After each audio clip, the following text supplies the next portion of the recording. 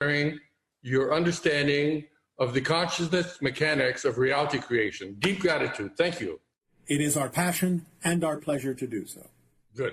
My first question has to do with the subjective experience of the flow of time. You explained how it's a consecutive series of still static frames in a rapid sequence, billions of times per second. Like that is the best way we can describe it in third-dimensional terminology. Yeah. Yes, just like videos, 30 pictures a second. Yes. The question is, we have scientific equipment that can measure it faster than billions of times a second. Like, for example, the frequencies of light, different colors are 390 trillion to 750 trillion times per second. So how can we have measurements that are faster than billions of times per second, our frame rate? You don't.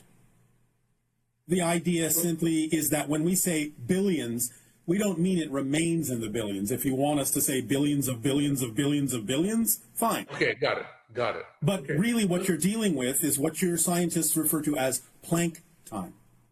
That's what I thought. So it's a specific frequency relative to this dimension, yes? Yes. Okay, it doesn't vary from person to person. No, not so much in that sense, no. The way you may experience it varies from person to person, but the frame rate is the frame rate of physical reality. Okay, Planck's constant. That makes perfect sense. Thank you. Yes. I have one other question that has to do with people that have had a near-death experience. Yes. Or going through a tunnel of light or a tube of light, yes. And then entering a very heavenly realm. Yes. But I've gotten other sources of information that say that if you go through that tunnel of light, that puts you in a loop of continuous Earth reincarnations. Nope. So I'm wondering, would you recommend? Nope. Okay, well then you've answered my questions. The idea sometimes is experienced by people. This idea sometimes is not experienced by people who have near-death experiences. The idea is that you always have a choice if you understand you always have a choice. It's only by a very, very powerful belief system that you don't have a choice that you may experience what many people will refer to as an automatic reconnection or return to the idea of an incarnational experience in sequence or reincarnation. But the idea of reincarnation is an illusion because everything exists at the same time. Exactly. Therefore, you can create that experience as an illusionary experience, and it's mostly done, again, if you have a very strong belief that you don't have a choice to pick something different. But if you now are beginning in this day and age to realize you always have a choice, then no matter whether you experience the tunnel or not, you may be able to simply decide for yourself what you would like to experience next. And by the way, the so-called tunnel of light is just the way you experience a shift from one dimension to another. It's just the way you perceive that. Yes. I've heard you talk in other times where you talk about when you make this transition, you can go anywhere. Yes. If it's relevant for you at that moment, yes. Well, you've answered my two questions. All right. I love you, Bashar, so much. Our unconditional love to you as well. Thank you and good day. Good day, Bashar. Good day. It's a good day when you get to Zoom with Bashar. It is always a perfect day when we get to interact with each and every one of you. What would you like to discuss? Well, first of all, I just wanted to extend my deepest gratitude to you, for you, and the information you have shared with us. It has particularly prepared me for this time, and I just want to thank you so much for that. Well, again, thank you for applying it, because we can talk and talk and talk all day, but if people don't apply it, it makes no difference. For sure. With all the possible realities that I could be experiencing at this time, I am not mad at this one. I'm enjoying it. All right, thank you. It's a benefit for sure. Thank you. So I have two personal questions and maybe two collective questions, all right, if you'll allow. We will see. The first one, I know you don't do health reading, but I started doing the MSM vitamin C cleanse. Yes. So I stopped drinking coffee, and I had done this before, but this time around specifically, I find such a huge benefit. Oh, but my question is, So if I like to indulge and enjoy a little bit of tequila now and again, if I were to up the dosage of the vitamin C and MSM, would that counteract the effects? No. No. So pretty much you're saying it's poison. Well, again, things in moderation, now and then, are not really going to be ultimately detrimental to you. And in fact, sometimes the things that you call fermented spirits can actually be of benefit depending on how you use them.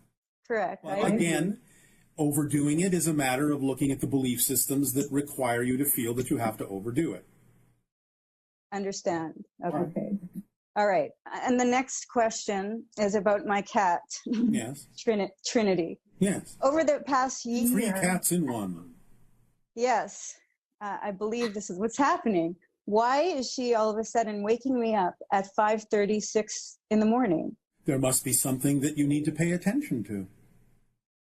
Well, that I figured you would be saying that. But so I will get up, I will feed her. Whoa. Why will you get up? Because I look at her and she's doing it in such a sweet manner. Like she'll, Why do you have to get up? Well, I don't have to. I'm choosing to. All right. Well, maybe what you need to pay attention to will be discovered more easily if you actually awake, but stay there. Right. Remember what experiences you may have had in another realm, another reality that your cat is helping you realize by timing the moment of when you awake. Stay there and ruminate in it and see what happens. Don't get up. Okay, don't get up. Don't get up. Otherwise, you break that cycle in your mind. It's very hard not to wake up when she's like... I didn't say don't wake up. I said don't get up. Oh, okay. Stay lying down. Just enjoy the energy of the cat and start drifting back into what it is you may have been experiencing, either as a dream or some other experience you may have been having. But stay lying down and go back into what you were experiencing before the cat woke you up. Right. Okay, I can do that. All right. See what happens. I try and do that anyway. Oh, you can do it. Okay, I'll do it. Don't try. Okay, right. That's right. No trying. All right. So I have this other question. Actually, a friend wanted me to ask, and I'm interested in the answer. So, well, we'll see. Okay, Bashar, can you tell us what it is that you understand about love that we as humans still haven't realized or discovered? Unconditional love is literally the way your physical reality translates the frequency of existence itself. Okay, can you say that one more time? Physical reality. Unconditional love. What you experience or think of as unconditional love is the way your physical reality translates the frequency of existence itself. And we haven't realized that yet? No. If you had, you wouldn't be having many of the experiences you're having on your planet. Right. Well, you'd all be more aligned with it. Right. All right. And the last question is, when will we be able again to enjoy your workshops in a group setting again? We will see. It's up to you. It's up to the timing of things. Most likely within the span of a year, but we will see. Okay. We cannot be definitive at this time. There are too many things that are fluctuating energetically, too many decisions and choices that yet have to be made by all of you. I see. All right. But most likely the window will happen again within a year or so. Most likely at this point. All right. Thank you so much, Bashar. You are welcome. Good day. Love you. You too. Yes. And even setting up fundraisers and things like that. And then I started to do more inner work. Yes. And I realized that, as... Well, they can go hand in hand, Yes, of course. So I'm noticing that, I don't really watch the news. I don't really participate in any political, activities or marches or anything like that. I do vote, but I'm wondering if I'm kind of starting to blur the line of inner peace and apathy. No. Inner peace is not apathy. In my personal case, that I somehow, choose to believe that my apathy is inner peace. Why? You know the difference between the two, or you wouldn't have two different words for it. That is true. I know. So you know what apathy feels like, and you know the difference between that and inner peace. Okay. So where's the confusion? I guess the confusion is, I don't know, I guess the confusion is, I don't feel exactly called to take strong actions. What do you feel called to take strong actions in? Well, my personal creative projects and... Such as? Such as... What are you excited about? What are you passionate about doing that you're not doing? Dancing and, other creative, like traveling, and I do those things. All right. Mm-hmm. But is there something else you're not doing that you would prefer to be doing? Well, when a friend was sharing with me about what's really going on at the borders, with the... Yes. what the ICE is doing and all that stuff, and I was, my first reaction was, well, this is... What would you prefer to be doing? I don't need the backstory. I feel like I should be more involved. Not should. What do you prefer to be doing? I prefer to do creative projects that make me feel happy. But I feel like maybe I can, on a personal level, make small donations or, do whatever you wish. But what we're attempting to lead you to understand is that if you are acting on your true passion, some expression of that will actually be helping more than anything you could do that is not an expression of your passion. Okay. You understand? You may not understand how those things are connected. Yeah. But they are if you are working and doing things in the action of your passion, because other people will see that and you will have more effect on them than you otherwise might doing the things you think you should be doing in the way you think you should be doing it that isn't coming from your passion. Okay. But only feels like an obligation. And when you do that, that's where the apathy comes in, because you're not excited about what you're doing, so you no longer care. So when you do what you love to do, you are more of a living example to others than you may know. Even someone you may never meet, seeing you walking down the street, being this wonderfully happy person because you are creatively expressing yourself, may have more of an effect on that stranger than you would ever have an effect on people you know when you're doing something that you don't love to do. It may change everything for them in their lives just by seeing the living example you are of following your passion. You don't have to know exactly how those people get impacted by you. You just know that they are being impacted where they need to be. By you being yourself, that's the whole idea. When you are the shape of the puzzle piece you were created to be, you fit in the puzzle picture and help create the big picture that supports all of the pieces that make it up. But if you're not being the shape you were made to be, you don't fit, you're not helping to create the big picture cannot be experienced by the other pieces as supporting them. Make sense? Yes. Does this help? Yes.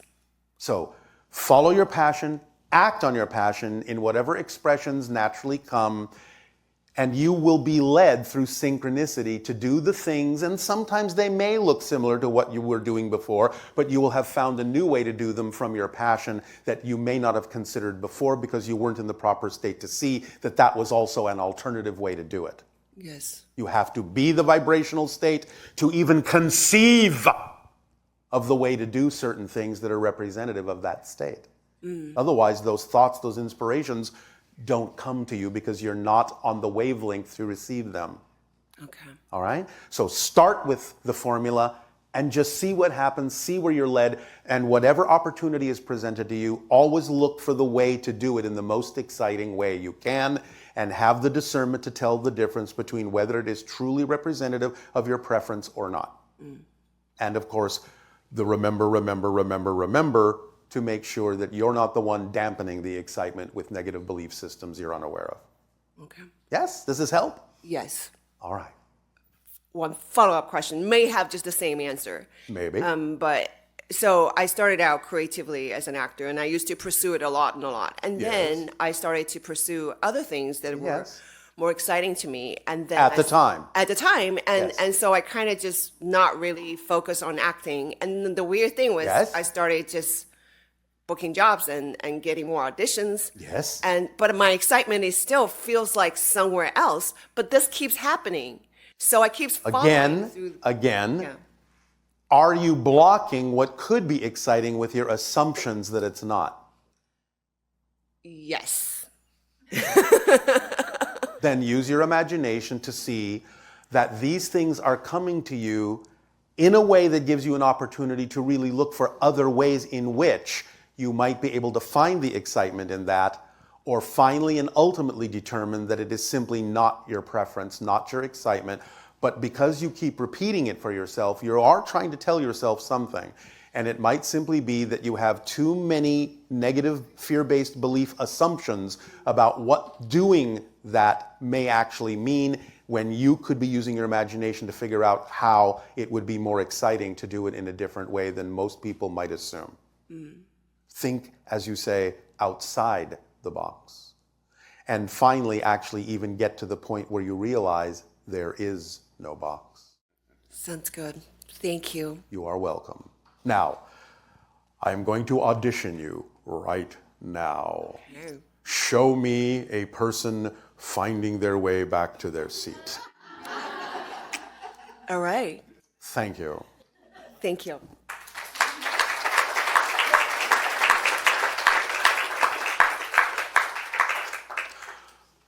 Cut. That's the take.